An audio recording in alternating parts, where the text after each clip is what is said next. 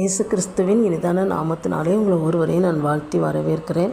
இந்த God's grace ஊழியத்தின் மூலம் உங்களை சந்திப்பதில் மிகவும் மகிழ்ச்சி அடைகிறேன். இந்த நாளிலும் கூட வேதத்திலிருந்து ஒரு வசனத்தை நம்ம தியானிப்போம்.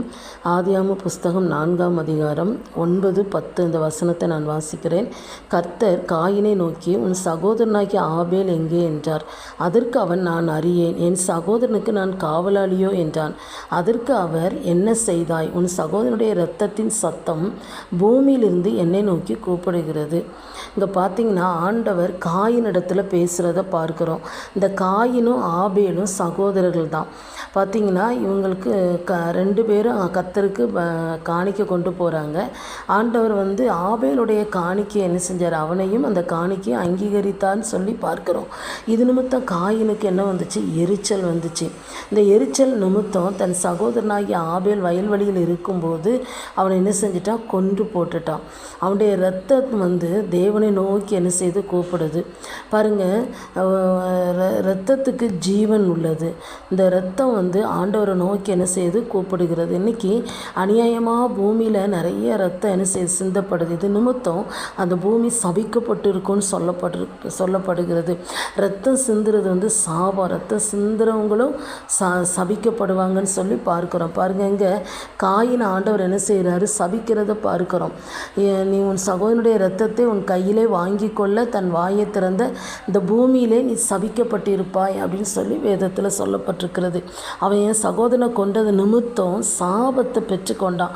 இன்றைக்கி நம்ம வாழ்கிற உலகத்தில் நிறையா மனிதர்களை பார்க்கும்போது இன்றைக்கி என்ன செய்கிறாங்க? பணத்துக்காக மனிதருடைய இரத்தத்தை சிந்துறாங்க.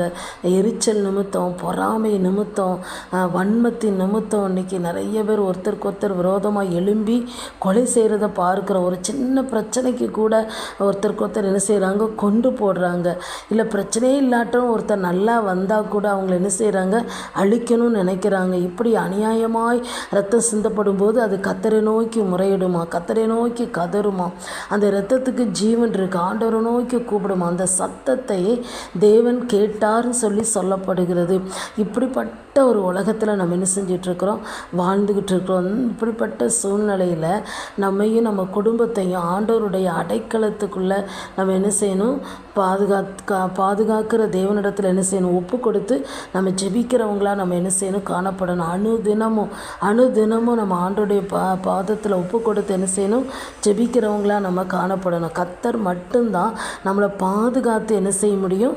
நடத்த முடியும். பொல்லாத மனிதருடைய கண்களுக்கு விலக்கி, அவருடைய கரங்களுக்கு விலக்கி கர்த்தர் மட்டும்தான் நம்மளை பாதுகாக்க முடியும். அப்படின்னு நம்ம கண்களை மூடி ஜெபம் பண்ணலாமா? எங்களை நேசிக்கிற நல்ல தகப்பனே, இந்த நாளிலும் கூட ஆபேலுடைய இரத்தம் தேவனை நோக்கி கூப்பிட்டதுன்னு சொல்லி பார்க்குறோம். ஆண்டவரே, இது நிமித்தம் கர்த்தர் ஆண்டவரே காயினை சபித்தான்னு சொல்லி பார்க்குறோம். இன்றைக்கி எவ்வளோ மனிதருடைய இரத்தம் கடவுளை நோக்கி கூப்பிடுகிறத நாங்கள் பார்க்குறோப்பா. அநியாயமாய் தவறே செய்யாத எத்தனையோ அப்பாவிகளுடைய இரத்தம்லாம் பூமியில் சிந்தப்படுதே. சிறு பிள்ளைகளுடைய இரத்தம் கூட சிந்தப்படுதப்பா. ஆண்டவரே, அந்த கதறுகள் உடைய சமூகத்தில் எட்டி இருக்கிறதப்பா. இது நிமித்தம் பூமி சபிக்கப்பட்டு இருக்குமே. ஆண்டவரே, இதுக்கெல்லாம் விலக்கி எங்கள் தேசத்தை பாதுகாத்து கொள்ளுங்கப்பா.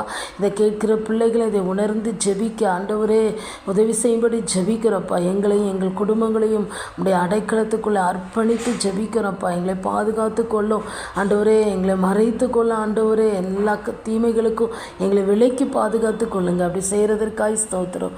இயேசுவின் நாமத்தை ஜெபிக்கிறோம் நல்ல பிதாவே. ஆமென்.